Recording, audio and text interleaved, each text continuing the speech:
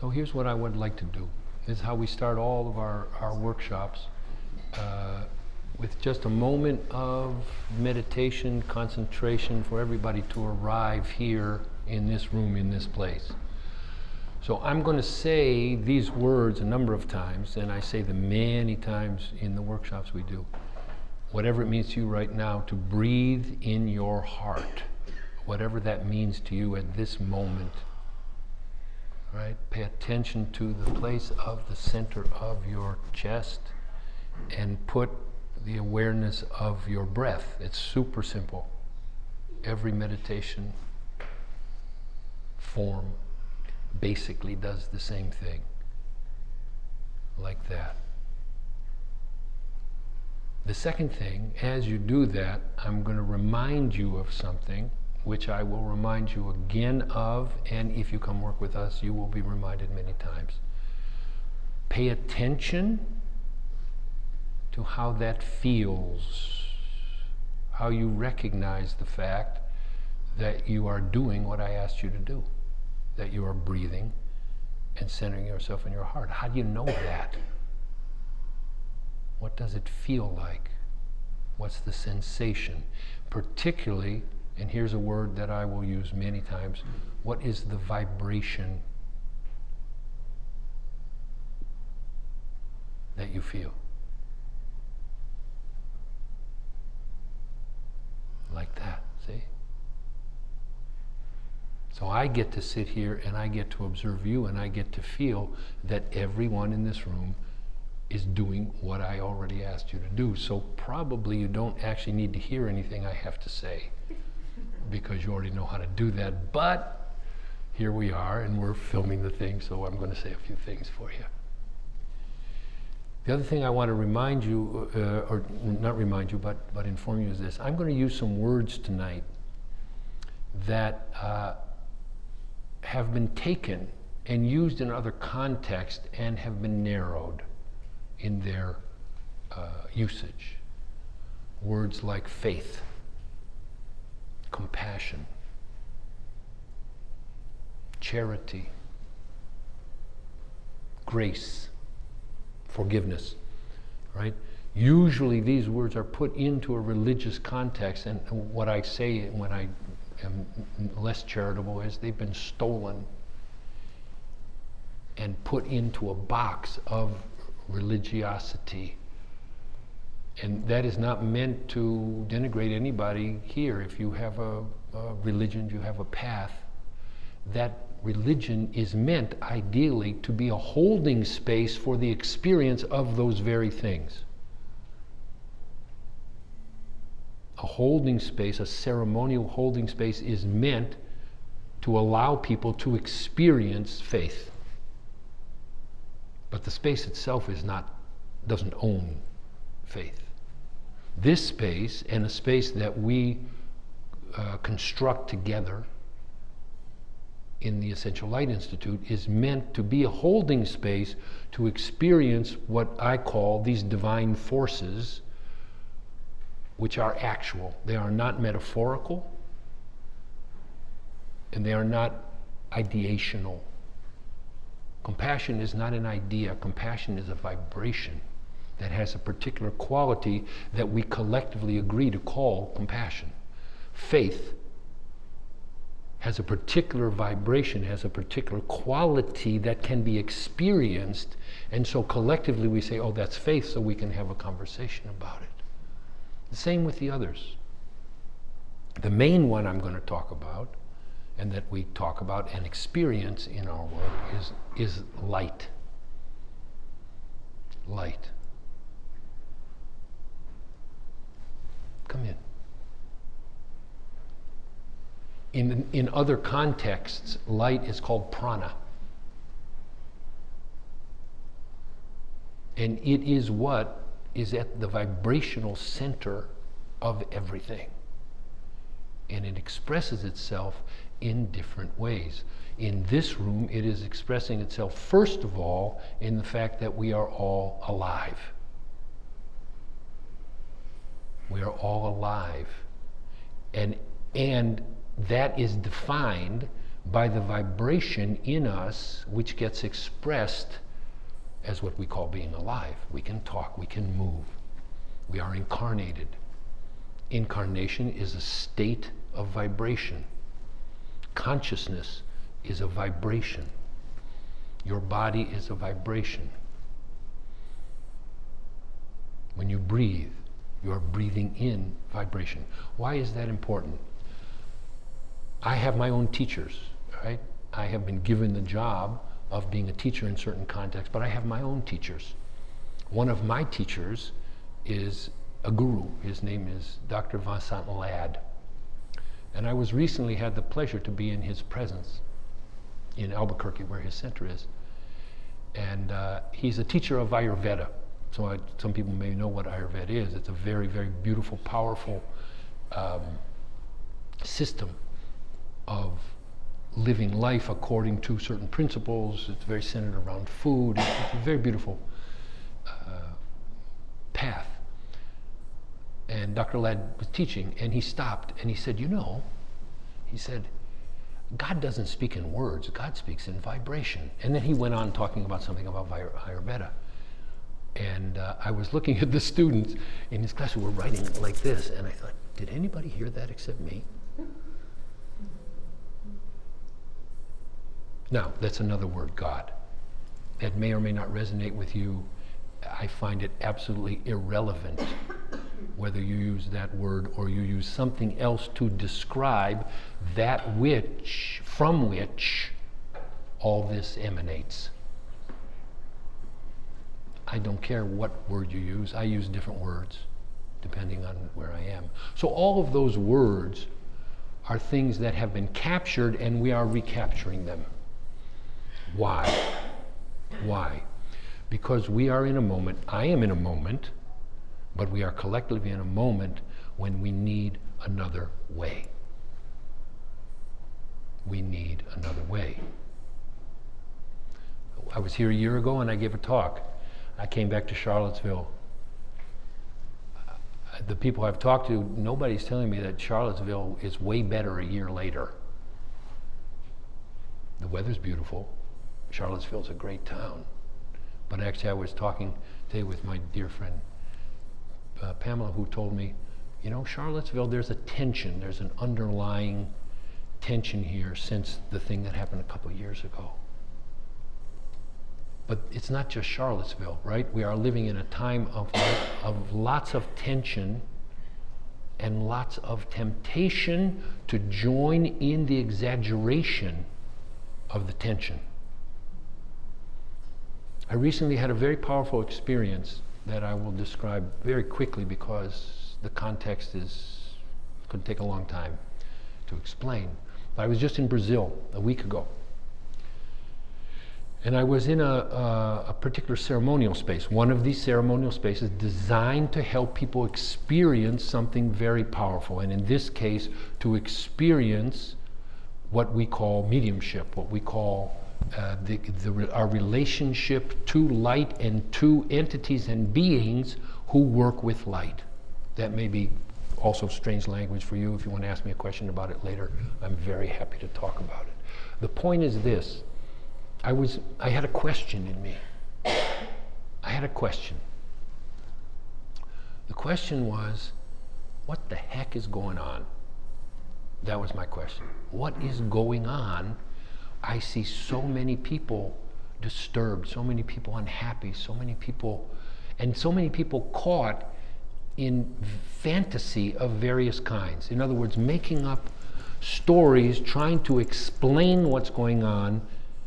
I include myself in that. I make up stories. But people making up conspiracy theories and ideas, and I feel disturbed by this because I believe there is a way for us to access truth and know and reach a common understanding, and I see so much mental confusion, right? Not just of like among the bad guys, among the good guys too. People very caught in imagining how things are rather than being present and here with what is. And so in a few minutes, I'm going to teach you how I know how to access that. That's the point of this talk. Right now, though, here I'm going to tell you what I saw. I was shown this in a vision. It's much easier to be pulled off the path of the heart than it is to stay on it. It's much easier in these days to get caught by the many, many thoughts of negativity, of anger, of hatred, confusion, illness that are flying around. When I say that, does that make sense to you when I say the thoughts are flying around?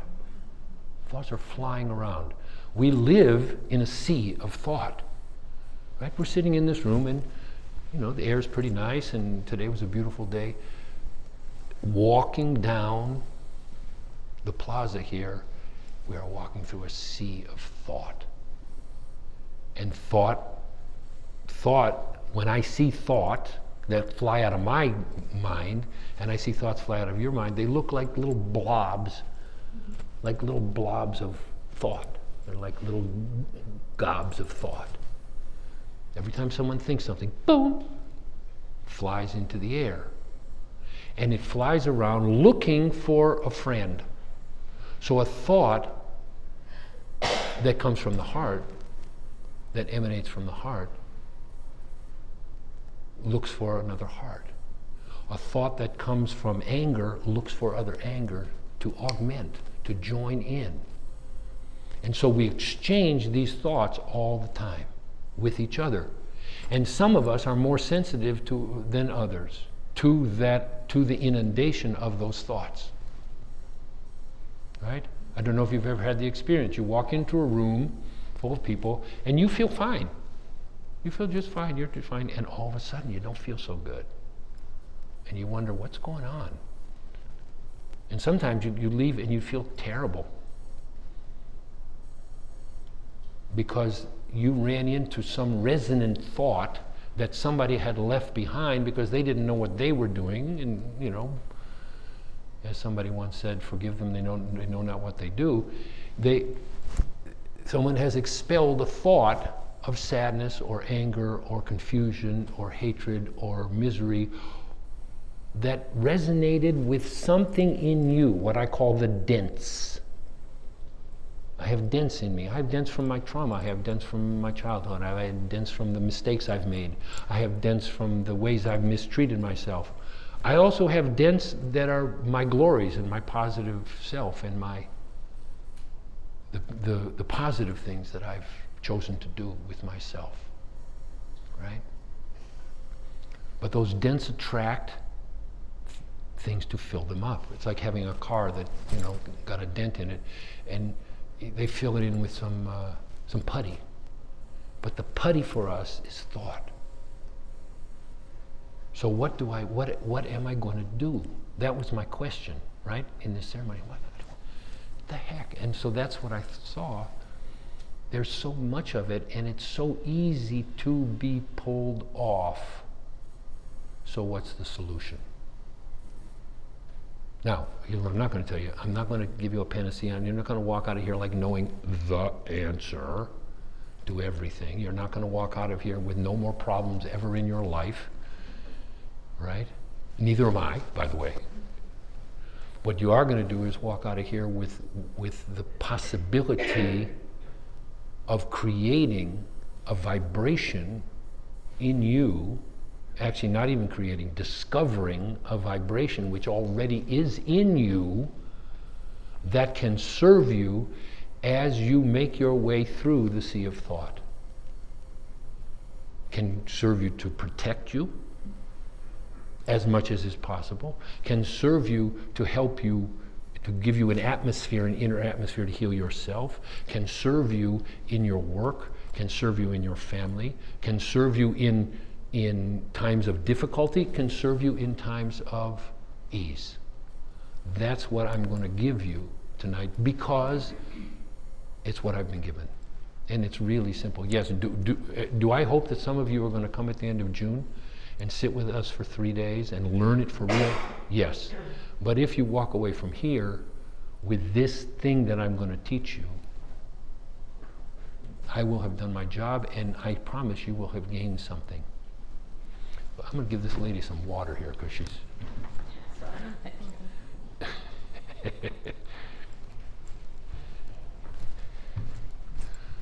Okay. So now, but you know how they do in the infomercial, like when you go on your computer and they say, here are the 5 foods that if you eat, you will be always happy, and then you have to go through like a half an hour of looking at like, this is going to be one of those right now. But believe me, I think it's going to be worth it. But I want to give you a picture. I want to give you a picture because I want to tell you how I came to know this thing that I know. Because it's important, because I'm not here teaching anything that I knew from the time I was born. I have been taken through a process of step by step to learn this because I made a serious prayer, a number of them. And my experience is the serious prayers that I make that are in the interest of the development of my soul, the things I really want to learn on this earth, I am given to learn. Sometimes in hard ways, sometimes in very hard ways. Right. So, okay, now I'm going to give you a picture, okay? I'm 5 years old. See, this famous thing happened in 1950 here. That's when I was born. May 1st, 1950. So I'm 5 years old. It's 1955. There are some people here who were around then, right? But some of y'all, I promise, we had cars then. We did have cars. We did. And we actually had phones, except that they sat here and they went brrrring, like that, and you had to walk over them and pick them up. And if you weren't there, they called back. It was an amazing thing. And you didn't know that they had called. It was an amazing, and oh my, what did we do with the time in between talking on the phone? I don't remember. I do remember, actually. I'm not quite that old. So 5 years old, I lived in a suburb of Detroit called Royal Oak. I lived a half a block from the zoo. We used to get peacocks in our backyard. It's a spring day, and we've just moved into the house a few weeks ago. It was a huge house to me, right? I went back when I was in my 20s. I was like, God, the house shrunk. So I'm 5 years old, and I'm by myself in the living room, and I'm walking around with a blindfold on, like this. I'm just walking. I remember, I'm 5 years old. I'm like this, and I used to do this a lot. I realized in retrospect, because I knew that the state of being a human being is to be a blind amnesiac. The state of being an incarnate human being is to be a blind amnesiac.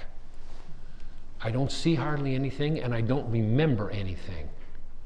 But I know there's something. I'm remembering something. There's something more. Where? And when I was 5 years old, I wasn't thinking, I'm a blind amnesiac. I wasn't thinking that. But that's what I knew somehow, and so I wanted to feel what's there, what's underneath, what is there. Okay, that's prayer number 1. 5 years old. 3 years later, I'm standing in front of that same house, and there's was an apple tree, and these little green apples like this. So I used to, because I didn't have a cell phone, I would. Or a computer, I would take these apples and I would pitch them at a telephone pole, pretending that I was a pitcher for the Detroit Tigers. And I would do this for hours. I very rarely hit the telephone pole, which is why I never became a pitcher for the Detroit Tigers. And I'm throwing these there, and all of a sudden I had an epiphany like this. And we're talking 1958. Suburban Detroit, the time when people of my ilk, right, middle class, white, post-war generation, were getting ready to become the rulers of the country, right? They were, like, all my friends' parents were getting richer and blah, blah, blah. And all of a sudden I had a an epiphany, I had a moment. One of these things came like this, and I saw my life, I saw my community, I saw all my friends, I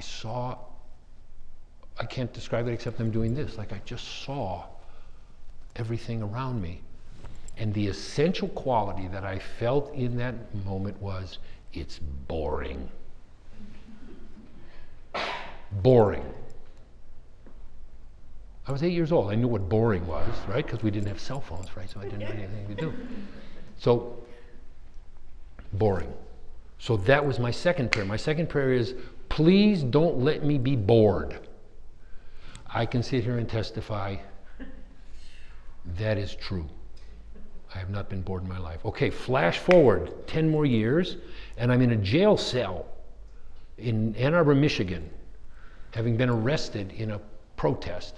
And I went to the University of Michigan thinking I was going to be a lawyer, because that's what my father had been. And I'm looking through the bars of the window like this, of the jail cell. And I'm looking there, and the lawyers are talking to the cops, and the thought comes to me, oh, I see which side of the bars I'm on. And that was the end of my law school dreams. So I became a radical, and I became a very strong anti-war leftist. Some people remember those times. I was very active in that. And the whole time, I had a feeling, this thing that we did, because I railed and I screamed and I fought cops and I ended up beaten up and I beat them up and blah, blah, blah, blah. And the whole time there was something in me that felt like, this is not right. There's something more here. There's something more that is about, I didn't even know to call it love. But this thing that we were doing of fighting and hating and being hated back, even while I was doing it, and I did it for real. So there's the next prayer. What's different? What else is there? What's the solution to this incredible conflict? Even though I knew we were right. We were right, damn it. We were right. So there's the next prayer. Now flash forward a bunch of years, and I'm in the middle of the Amazon rainforest. And I'm there, this is September of 1989. I'm in the middle of the Amazon rainforest in a jungle village, populated by, from my perspective of being a 6'3" white middle-class professional American, a lot of little brown people whose language I didn't speak, who were the most loving, dedicated, simple people, demonstrating something to me that I had been craving my whole life, which was that simplicity and that loving and that connection with nature and that dedication. So there I am in the middle of the jungle. How I got there's a whole nother day. That's another day coming. We'll talk about it another time. And I realize, oh wow, I'm on a path. I was brought to the jungle to feel this vibration of nature. Because that's what I was feeling. I was there, I was like feeling the jungle in my body. So there's the next prayer. I want to feel this. I want to know, what is this? What is this? I want to know what this is. So flash forward another 5 years, and this is what directly led to this night here. I'm sitting on a log in a room that's like 3 times as big as this, but very, very simple. It's a church, but it's not a church like we know a church with spires and stained glass windows, and it's a very simple place. It has a concrete floor. It's a 6-sided walls. In the center is a huge tree growing out of the ground with vines around it, and a table in the center. I'm sitting on a log with 4 other men, and supposedly we're all meditating. There's 250 people in the church, and everybody's meditating. The problem is the log is not even, so every time somebody moves, the log goes like this. So I'm having a hard time meditating. And in the center are a group of people who are the leaders of this ceremony and the leaders of the spiritual path. And I know, damn it, that they are seeing all kinds of visions and I'm not seeing nothing, and I really want to see. So I'm sitting there, and look, here's the thing. I was raised Jewish, right? So anybody here was raised Jewish? Okay. So here's one of the characteristics of being Jewish. Jews bitch to God. For real. A Catholic would never bitch to God. If you bitch to God, you're in big trouble. Jews, it's like we're taught to like argue with God. So I'm sitting there and I'm bitching to God, right? And it goes like this. So I'm sitting here, I'm like this. I'm like, I really want to see. I don't see anything. How come everybody sees everything? I don't see nothing. Why? Because somehow I decided that seeing was better than feeling, right? Based on a lot of things. I want to maybe. So here's mercy. This is called mercy. Mercy and grace. I feel an energy come through the top of my head, but literally like if my body was a syringe, they pushed the plunger down like this. And for a moment, my energy, my consciousness was centered right here in the middle of my chest. But really, like this. And a voice says to me, out of nowhere, when you live here, you'll see everything. So that became the amalgam of all those prayers. That became the prayer of my life, which guides me to today. I want to live through my heart. Teach me to live through my heart. I want to live through my heart. Every day, that's my prayer. When I sit down in my meditation, teach me to live through my heart. Teach me to live through my heart. Okay? We got one more step here. Because then, of course, the question becomes how? Because look, if you say that, there's lots of people that say that. Oh, live through the heart, be in your heart, be in your heart. Hallmark cards, right? Right? From my heart to your heart, happy birthday, you know? How? Because that became the prayer of my life. Okay, I want to do that. I mean it. I'm serious, because I knew that was the answer to the previous prayers. What's the difference? What's the place, literally, not metaphorically, what is the place in me from which I can do it differently? I knew that intuitively. The heart, this heart thing. Because when I in those moments when I would be in my heart, which up until that point were actually spontaneous, right? And this is the point of tonight. It doesn't have to be spontaneous, but it was spontaneous, right? The moments of love, the moment with my wife, the moments with my children, the moments, right, when it would be like, wow, oh, that's what the heart feels like. And then the rest of the time I was blah, blah, blah, blah, blah, blah, in my mind and my ego and my thing, and right? Like most of us, right? So, here we are a few years later. So that was 1994, so now we're at 2000-ish. Something like that, 2000, 2001, something like that. I was in my office, and I was an acupuncturist, right? I've been doing healing work for 40 years.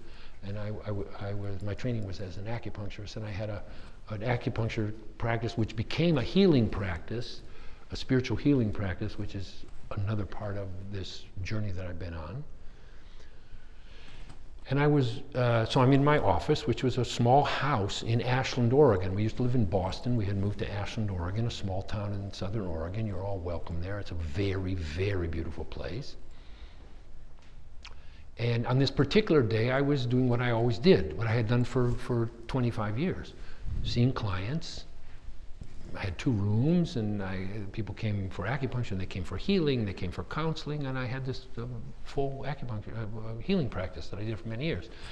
So in this particular moment, there's somebody waiting for me in one of my offices. In this particular moment, in between clients, I had gone to the bathroom. So in the particular moment, I'm walking out of the bathroom, and I'm walking across the waiting room in front of my wife's desk, who was the office manager, And I'm about to reach for the door of the room, and I felt a wind. It wasn't a wind, but it was as if a wind came like this across my chest. And I stopped. And I felt the next step. I felt the answer to my prayer. How do you do it? What is it? Where is it in me that I can access to do it differently, to do this life thing differently? I felt it. It was like the wind pushed a button in my heart, literally here. Oh, you can hear that, right? Pushed a button right here. And I stopped, and again, vibration. I felt a vibration right here where my hands are in front of my heart. I felt it, and I stopped. I was like stunned.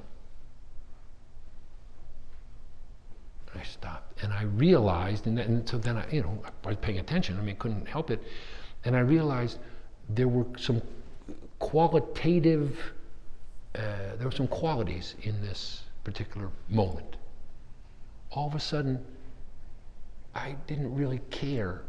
I wasn't involved in my own thoughts. They were there. All of a sudden, I was about to go in with a client, and I didn't have what I usually had, which is I'm thinking about, okay, I have to help this person, I have to make them better because they're here paying me money, and I wasn't in that space at all. I was happy to go and be with a person, to sit with them and allow whatever needed to happen for them to happen. Completely different. Anybody who's a healer, you know the difference in what I'm saying. I was present. I was absolutely there. I was absolutely, my wife who I adore, I was there, but I wasn't thinking about anything except just being present there. But I wasn't detached, I was non-attached. They're different, right? Detached is cut off. I was totally present here. Now I'm going to ask you to do something. People who work with us, you know what I'm doing. Look at where my hands are. Just look at where my hands are here in front of my heart. Right here where my hands are is, not metaphorically, not an idea, is where compassion lives. It lives. You have a chip implanted in your aura. When your bodies were made, when your body was made, there is an activation chip. I'm making it up, it's not a chip. Chip is a modern thing, right? There is a vibration that can be activated that for me in that moment was activated. Why? In retrospect, two reasons. One is I really, really wanted it, and I had prayed for years, like show me, show me, show me, show me, show me. The second was so I could teach it to you. Because that was my prayer. It was like, I want to help. I want to help. The reason I did healing work, the reason that I do teaching, the reason that I've done everything in my life is because I want to be of use. I know it's the same for you. I want to be of use. Use me. I want to help. How can I help? So that was the beginning of the answer, and it lasted maybe a minute and a half, and then it was gone. Came like that, and left like that. And I was like, huh. But then I went in and did what I did. But that moment was the serious prayer. I want to know that. Show me how to do that. You all, you guys, show me how to do it. So that started a process. So there's that. I'm sorry, I don't remember. It was 2001, 2002. In the next 17 years of being taught step by step how to do that consciously, right? We all know compassionate people who are naturally compassionate. Most of them are not older than a year old. Most of them are not older than a year old, because at a year or so, assuming even, thank God that children get that far without being inundated with our enculturation, right? This year old, they become a person, and then we start telling them how to be and training them how to be. But before that, right? And it lasts. Healthy children, kindergartners, right? Being compassionate and loving with each other, right? But with most of us, it is drilled out of us because we don't live in a culture that values that. We don't live in a culture that values compassion. We live in a culture that values competition. We live in a culture that values being the best you can be. And so in these days of Facebook and, you know, all the rest, be the best person, be your most beautiful, incredible, unbelievable, terrific self, which has nothing to do with heart. It has to do with image. We live in a country where we are encouraged to project an image. Create an image of yourself, project it, believe it yourself, make everybody else believe it, right? When threatened, either withdraw or strike out. So we're not trained in this. So we have to retrain ourselves. I've had to retrain myself to respond with compassion, right? I've had to retrain myself. Here's what I know about it. So here's what I've learned in doing that retraining, which has taken years, and I work on it every day. Help me be in my heart is in my meditation, and actually doing what I'm going to teach you in about 3 minutes here. I do it every day, and I do it many times a day.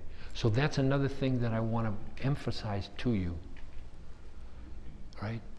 The heart is a path. It's not an event. We have events, right? That was an event. But the doing of it, the learning of it, the embodying of it, the changing our lives as the things that transforming my life is a work. And it's a work in the same way as when I train myself to do, in my case, acupuncture, or you train yourself to play the guitar, or anything that you've ever learned in your life, you have to work it. And so we live in a milieu where it's more on the West Coast, where it's like, come to these 3 days and you're going to be completely enlightened because I'm going to teach you the magic, how to do it. I've never seen it work. It can work in a moment. You can have an incredible experience. If you come to our workshop, probably you're going to have a lovely experience. Most people do. But the point is to activate something which then you can work. You can use yourself. You can do it. You can put it into practice. Right? In other words, that is empowerment. Empowerment is for me to learn how to use what I have, which is basically this vehicle. This is what I have, right? These clothes I'm going to take off, right? What I have is this.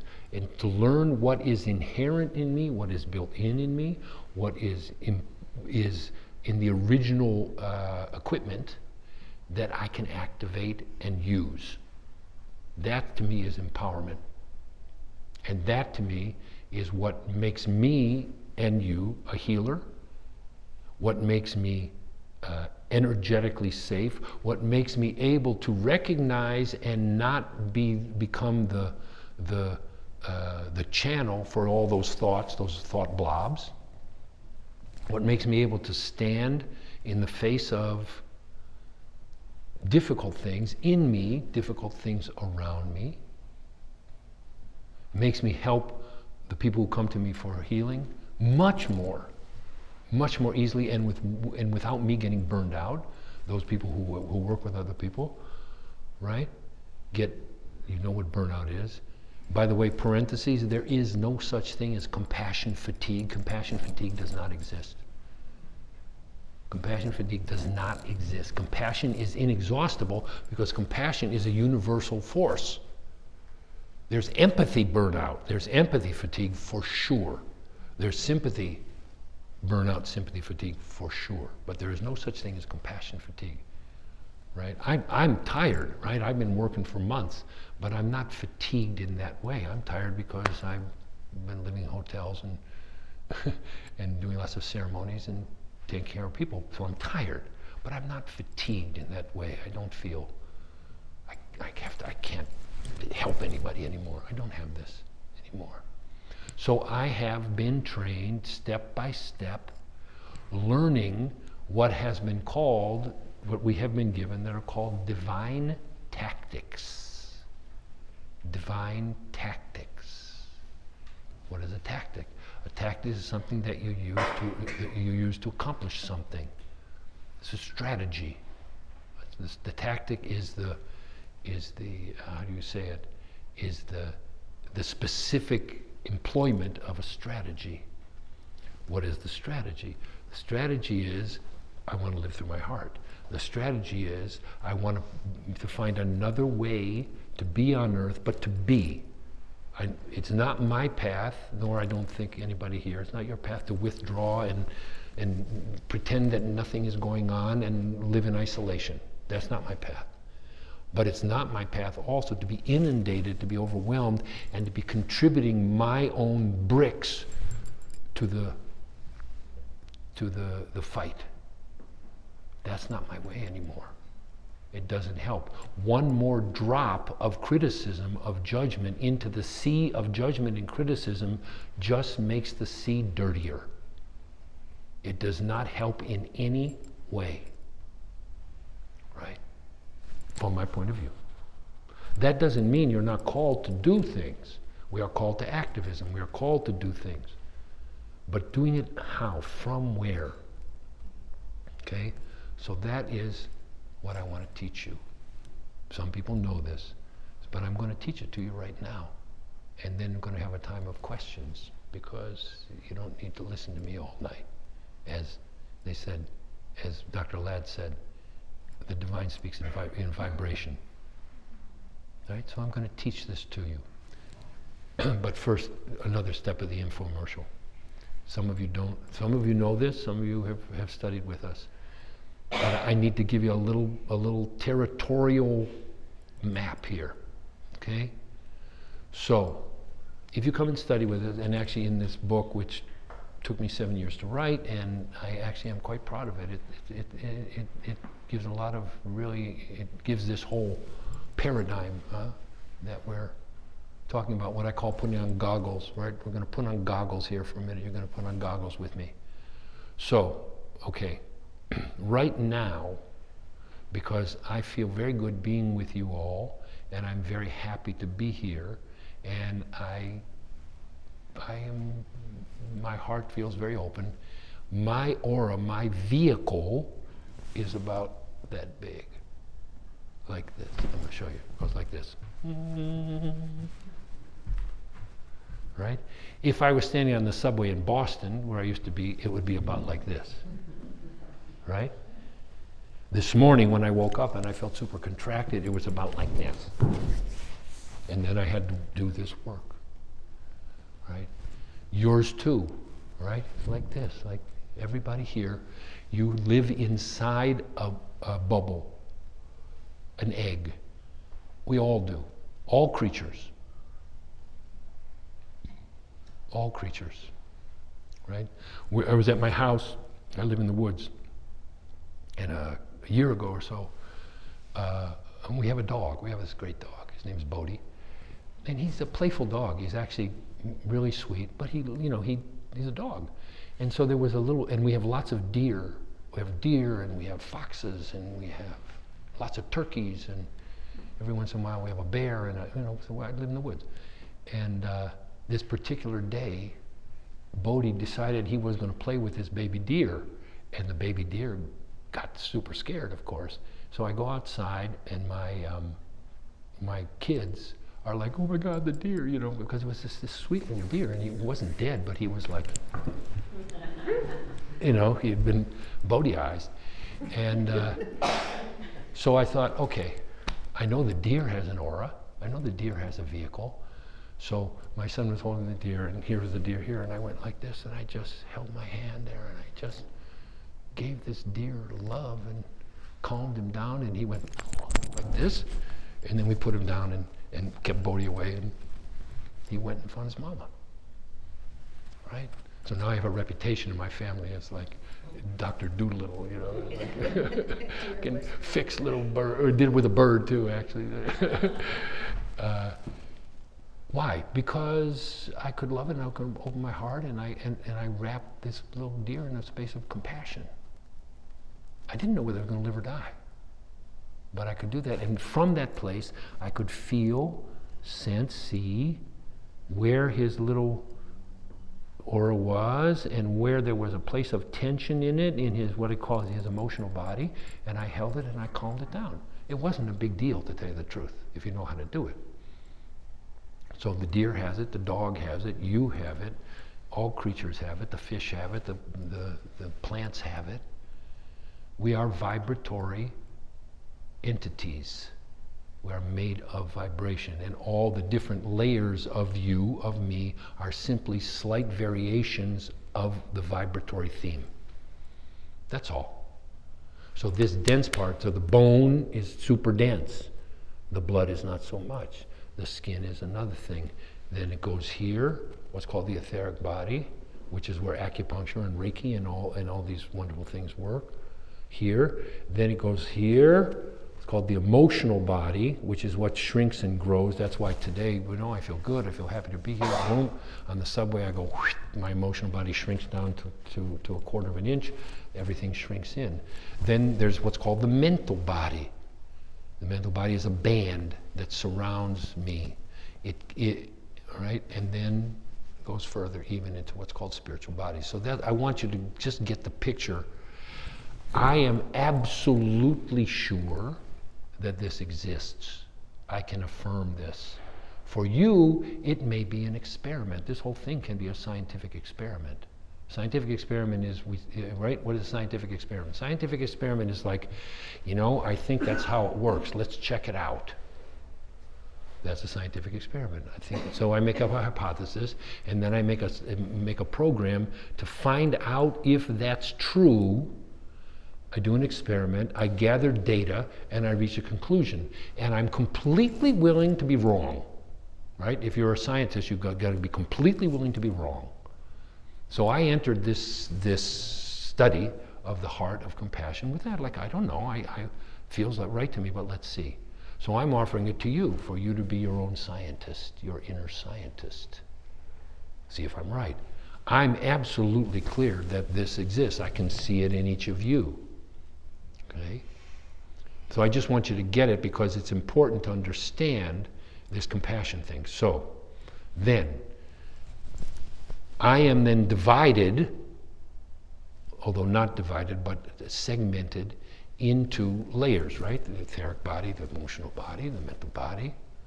And then I have what are called the chakras, or the energy centers, right?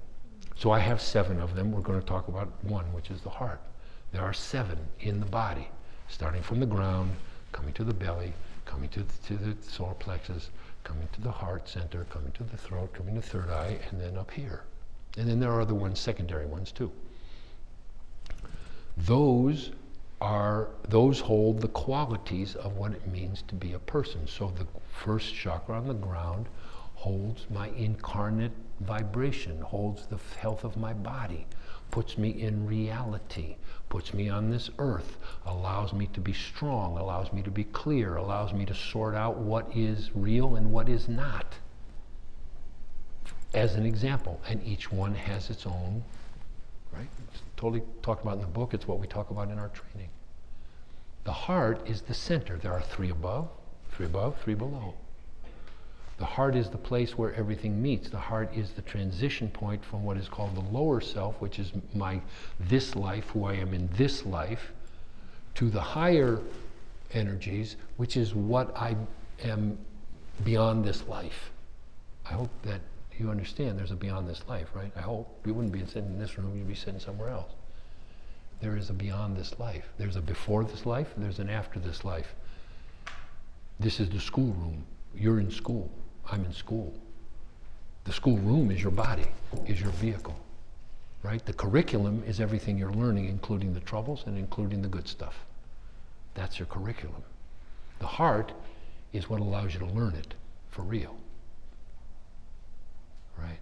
This is the instrument that allows me to make use of all that to its fullest possibility. Okay. So, here we come to the heart. Each chakra goes in, I'm going to show you, I'm going to turn sideways. The guy told me I could stand up if I wanted to. Each one of these chakras goes out through each layer, goes through the etheric body, goes through the emotional body, goes through the mental body, goes through the spiritual bodies. Each one goes this way and that way, both sides. So actually, really what I am is I'm like, you know those, in the 50s we used to have those lamps that they were standing lamp and they had a bunch of different lamps on them, right? You see, she knows, right? That's what I am. I'm one of these lamps that have a center core, and then I have this lamp shining here, and this lamp shining here, and this lamp shining here, and maybe some of y'all can see it. Okay? So each one of those layers, as I am bisecting these layers, has certain qualities based on the chakra. So the first chakra, this has to do with, the first layer has to do with physical health.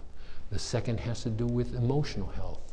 The grounding, the mental body has to do with how do I interpret being on earth? Like, is it a good thing? Do I like being on earth? I didn't used to like being on earth, now I love being on earth. You know yourself. Like, is being on earth like a cool thing? Like I think being on earth is awesome, or is being on earth like I'm walking on eggshells? People have different ways, right? The heart has its own layers, right? So the layers of the heart, which you can read about, which you can come study with us, which you can use for your own self and for the help of others, it goes like this. The deepest layer of the heart, the one that's like right here in the center, is where humility lives. Humility. It's one of those words, right? Humility. They stole from us. I'm giving it back to you. Humility is the quality of being underneath everything and being like just present. Underneath your ego, underneath your agenda, underneath your thoughts. Humility is a necessary component in any true spiritual path and any true healing program.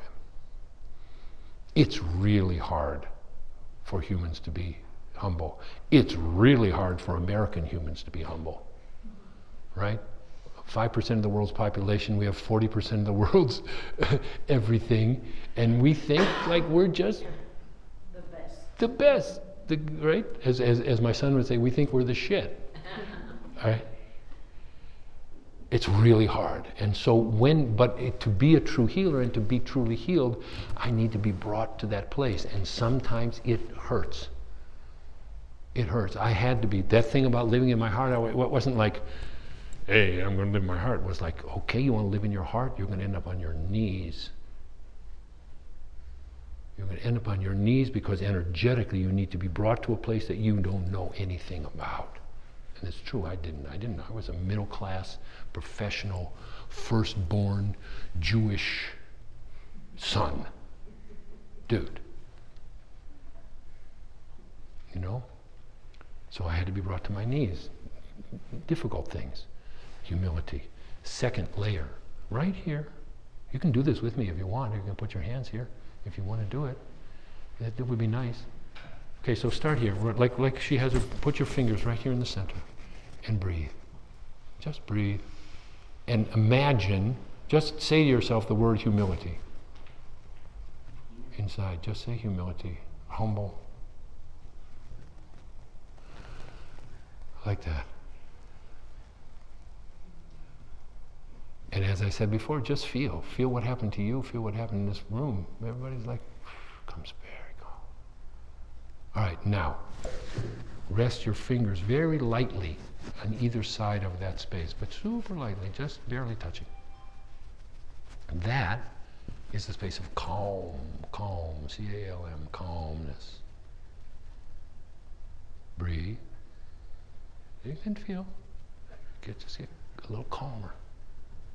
Your mind gets a little quieter. Like that. There you go. Now,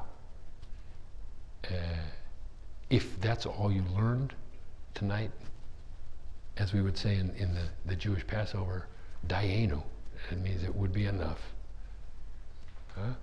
But I'm going to teach you more, because you deserve it and because it's actually pretty simple. So here's what I want you to do now. Flip your hands around, put the heel of your hand in the center and stick your hands out like a shelf. The boobs are in the way. This is a problem I have been told that some people do have to navigate. Every time I do this, my wife says the same thing.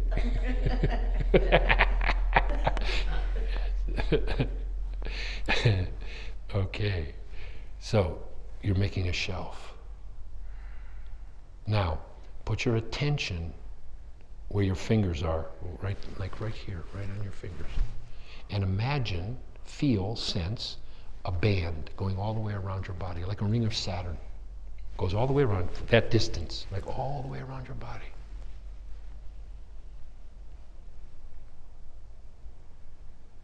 Like that.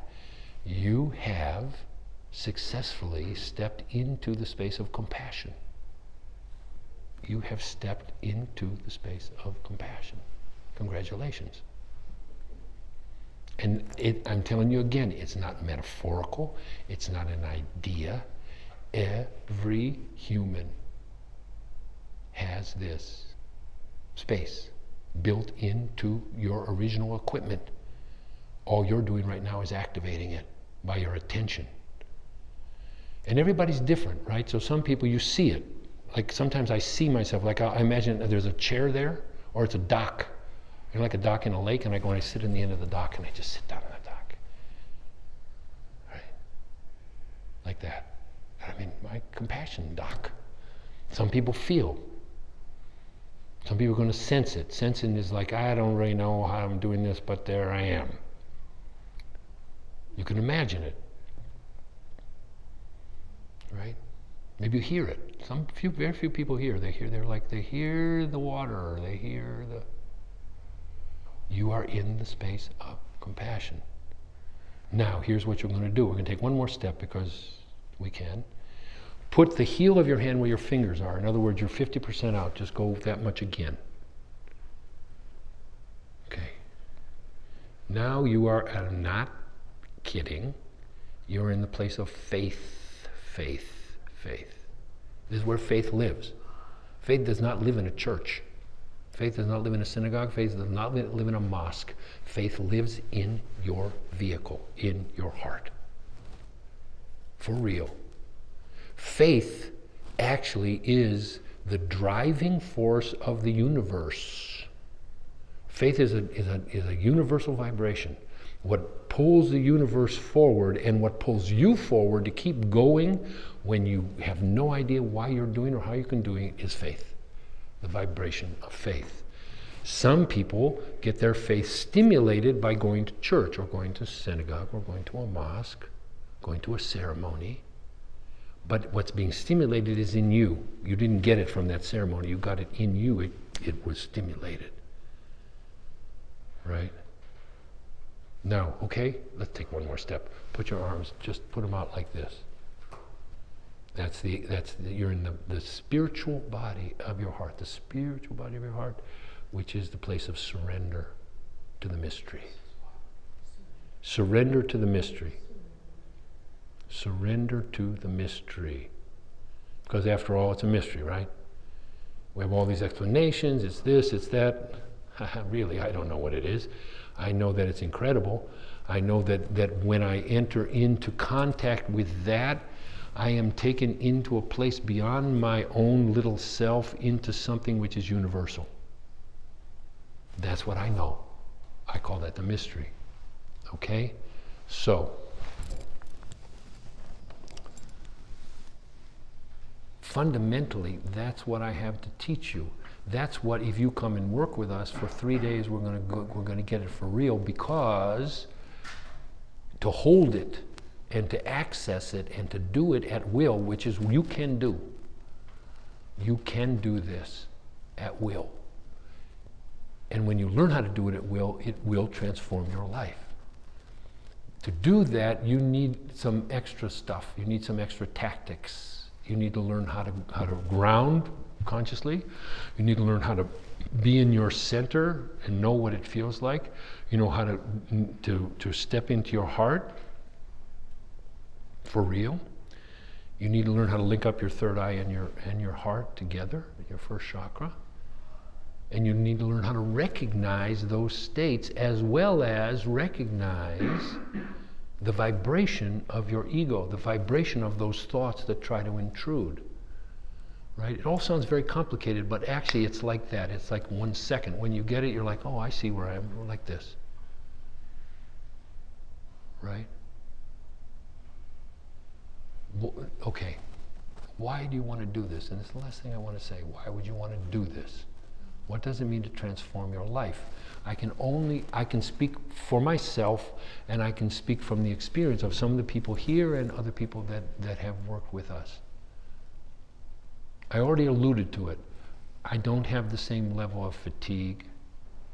I don't have the same level of getting upset every minute by just some of the crazy stuff that's being done and said and put out in this world. I'm connected to another level because I'm connected to faith and I'm connected to compassion.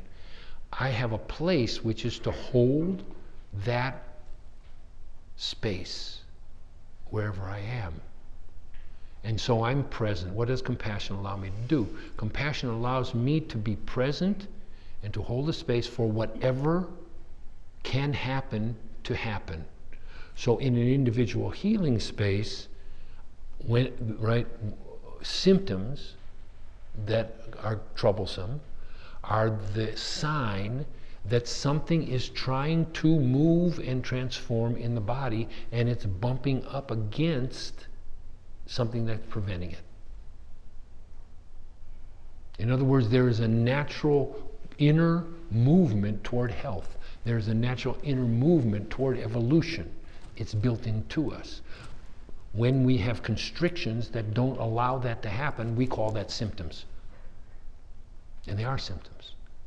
So someone comes in front of me, I assume I know that there is something trying to happen, and compassion allows me to help it happen naturally. That doesn't mean people shouldn't take medication. I'm not talking about that. But what I'm saying is there's a natural healing process. It allows me to be a healer wherever I am. It allows me in conversation. When I'm involved in a conversation with someone, particularly if it's a difficult conversation, compassion tells me to shut up. Wait. Don't go flinging my opinion with someone else. If the idea is to resolve something and end up in the heart, compassion will tell me, can that happen or not? If it can't happen, I don't engage. If it can happen, compassion lets me see through the ego, see through the opinions, see through judgment, mine and the other person's, and reach a point of commonality vibrationally, which then allows a conversation to happen, which actually can go somewhere. I'm going to give you an example, and then this is the last thing I'm going to say. This past weekend, we were in a workshop. Some people in this room were in that workshop. And it's a training that we do. So this, for instance, this workshop that we're going to do in the end of June is a prerequisite for a 2-year training that we do to learn all this. It's called healers training. And so people come who are healers, have an act, what normally you think of as a healer. Some people put people on a table or talk with people, but people come from all walks of life to train ourselves to be healers, to learn how to embody these principles and wherever we are called to be a healer. So we were in a workshop, and something came up that was actually quite difficult in the workshop. Some people did some things, I didn't like it, I got triggered into my own opinions, other people got triggered into their opinions. And so what we did was, we said, it was like a chance, let's see if this stuff is real. Let's see if it's real. Or are we just making up a bunch of stuff here about, like, let's be in compassion. No, let's see if we can do it. Let's do it and see what happens. And so everybody chose. Everybody's got an ego. Trust me, I have an ego. Everybody has their wounds. I have my wounds. You have your wounds. Right? The point is not to pretend that I don't have a wound in this situation. The point is, what are we going to do to find a place from which we cannot have the wounds be what's having a conversation?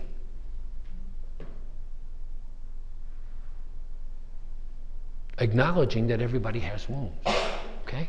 So, we entered the conversation, and it was a very beautiful conversation, and at some point, and this is your question, one of the people in the group got super triggered and actually went into her trauma vibration based on a very, very difficult childhood and blah, blah, blah, and I became the bad father and blah, blah, blah, happens. So there are many ways that we could have dealt with this. What we did literally was everybody entered the space of compassion, and we did nothing. Held the space of compassion for this person to feel what she had to feel, and took 30 seconds, maybe, and she was like, wow, okay. The thing that had been triggered in her, the energy, the blob of energy, right? Which is what pain is. Pain is a constriction in the aura, is a constriction in the vehicle, the emotional body that was held in place by the memory, by the trauma from her family that had not been processed. So it was a blob of thought in her mental body that then was constricting her emotional body and causing her huge pain. And nobody tried to fix it. Nobody tries, and we have people who are very smart people. We could have all given her advice, and everybody could have told her how she should be and all that stuff. Nobody did nothing. We just held a space of the heart, compassion. Compassion, by definition, is nobody was trying to fix her. Nobody, totally trusting her soul, her self, her being, to do the work that she came to do. If she chose to do it. She chose to do it, and for real, it transformed in 30 seconds. And we were all like, I was, right? I mean, I was the person that said to do it. I was like, geez, I hope this works. It was. So that is a possibility of what we can do in our lives. We don't have to be involved in the dynamic of trying to figure it out and argue it out and judge it out and throw back and forth so many ideas, because all we're doing is just throwing softballs of blobs of thought at each other. So apropos to this beautiful place where ongoingly, as Pamela told me, that there's stuff going on in Charlottesville, became one of the centers of that tension, right? Right next door in the park there. Right down the street, right? Heather Higher Way. Became one of those places, but there's lots of them now. There's lots of them. And there are people who are seeking to promote that tension and that conflict because they love it, because that's their job. So the question is, what's your job? What's your job? And if your job, like my job, is to learn how to hold the space of the heart for me, for my family, for other people, for people who come to me, anywhere I'm called. If that's my job and that's your job, then the invitation is, come and learn with us, and let's learn to do it together. That's my invitation to you. If not, or if so, I hope you'll make use of this thing here. Do it one more time. Put your hands right in front of you. Feel what that feels like. Feel it, sense it, see it. What does that feel like when you step and sit on your fingers? Like that. Now, take a situation in your life, something that you have no idea how to help. Can be health, can be a situation in your life, can be a relationship, can be whatever it is. Stay connected to this place with your fingers. Stay there. That's where you live for this moment. And bring that situation, that relationship, that dilemma into this space.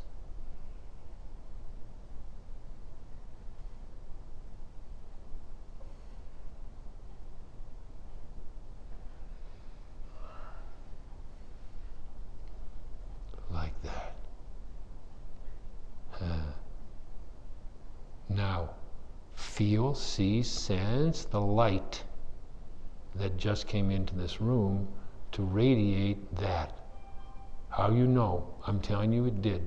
All of a sudden, there's somebody put a huge flashlight above us. I know how I feel it. How do you feel it? How do you know?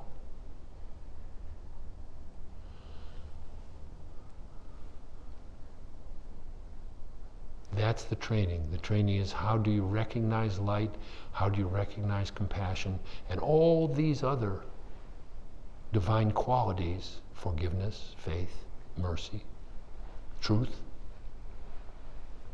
How you recognize them, and you become the commander of your vehicle to embody them and make use of them and be made use of by them in your life.